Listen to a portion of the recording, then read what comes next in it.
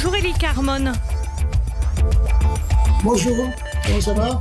Vous êtes chercheur à l'université Reichmann et spécialiste notamment en terrorisme et en contre-terrorisme. On le voit aujourd'hui cet après-midi, Binyamin Netanyahou et le Qatar s'échangent de façon ironique bien sûr ce qu'on appelle des amabilités. Binyamin Netanyahou, tout à l'heure, a accusé le Qatar de soutenir l'antisémitisme sur les campus américains. Et de son côté, l'émir du Qatar, qui se trouve actuellement à Moscou, sa première visite à Moscou, critique Israël lors de sa rencontre avec Vladimir Poutine. Ça, c'est pour ce qui se passe. Le cadre, c'est que le Qatar, ça tombe mal, c'est le pays qui est aussi en charge de la négociation pour la libération des otages. Alors, que se passe-t-il entre Israël et le Qatar pour que là, tout d'un coup, en quelques heures, il y ait ces échanges de piques alors que le but, c'est toujours la libération des otages? Finalement, le Premier ministre Netanyahou a accusé le Qatar de quelque chose dans le conflit avec Israël. C'est pas depuis toujours longtemps que nous savons très bien quel est le rôle négatif, très négatif du Qatar. Et maintenant, il y a une investigation très importante autour du Premier ministre. Au moins 2 ou 3 de ses conseillers sont accusés ou sont investigués pour contact, non seulement le contact, mais aussi recevoir de l'argent du paiement du Qatar. Et je crois que le Premier ministre veut s'éloigner, justement, personnellement.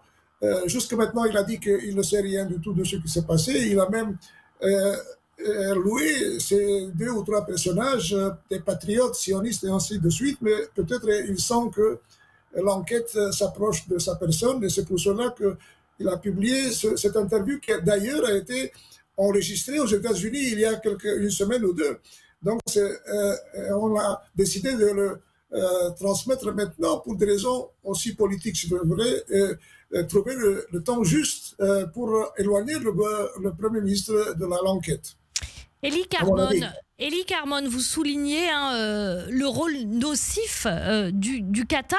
Est-ce qu'au stade où on en est, il serait possible d'éliminer le Qatar des négociations sur les otages? À mon avis, dès le début des négociations et dès le début du conflit, j'ai dit, je crois sur votre antenne aussi, on aurait dû faire pression sur le Qatar à travers les États-Unis, à travers l'Europe, à travers les Nations Unies, parce qu'il y a au Qatar tous les leaders du Hamas, les dirigeants du Hamas. Cela inclut 5 des leaders du Hamas qui remplacent Sinwar, qui était le chef militaire responsable pour le 7 octobre 2023. Et rien n'a fait dans ce cadre. Il n'y a pas eu de pression d'arrêter ou d'excluser ces leaders du Hamas. Et ils continuent d'être actifs là-bas. Ils sont très riches d'ailleurs et ils vivent sous le couvert, sous le parapluie sécuritaire et stratégique du gouvernement du Qatar. Élie Carmon, il y a dans ces négociations notamment aussi l'Égypte et donc le Qatar. Est-ce que le Qatar, aujourd'hui, vu ses liens avec le Hamas, est-ce qu'on pourrait penser que le Qatar, finalement, est du côté du Hamas et ferait un peu ce qui arrangerait le Hamas au niveau de cette médiation pour la libération des otages? Je crois que tout le temps, le Qatar a été du côté du Hamas, pas ouvertement, mais par exemple, dans les coulisses. Est-ce que vous pouvez donner un exemple? Même le fait qu'ils ont attaqué l'Égypte, au moins, comme on le voit dans cette enquête de Qatargate en Israël, des Israéliens ont été utilisés, manœuvrés justement pour attaquer l'Égypte, le rôle de l'Égypte dans la négociation, et avec des éloges pour le rôle du Qatar. Tandis que sur le plan de la propagande, le Qatar était tout le temps contre Israël sur toutes les plateformes, et cela inclut la plateforme politique aux Nations Unies. Il y a encore un problème, c'est le problème du négociateur américain.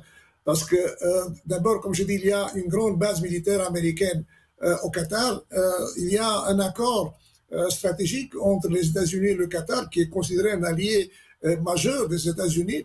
Et même il y a des contacts ou des intérêts, je dirais, très personnels, tant du président Trump, mais surtout de Steve Witkoff, qui est le négociateur principal du côté américain, qui a reçu du Qatar 680 millions de dollars pour investir dans une de ses affaires. Je crois que c'est la construction ou l'achat d'un grand hôtel à New York. Et donc il y a ici, disons, des intérêts contradictoires, tant du côté israélien comme du côté américain. Et cela provoque, je dirais, une situation presque kafkaïenne dans les négociations avec le Hamas, qui toujours peut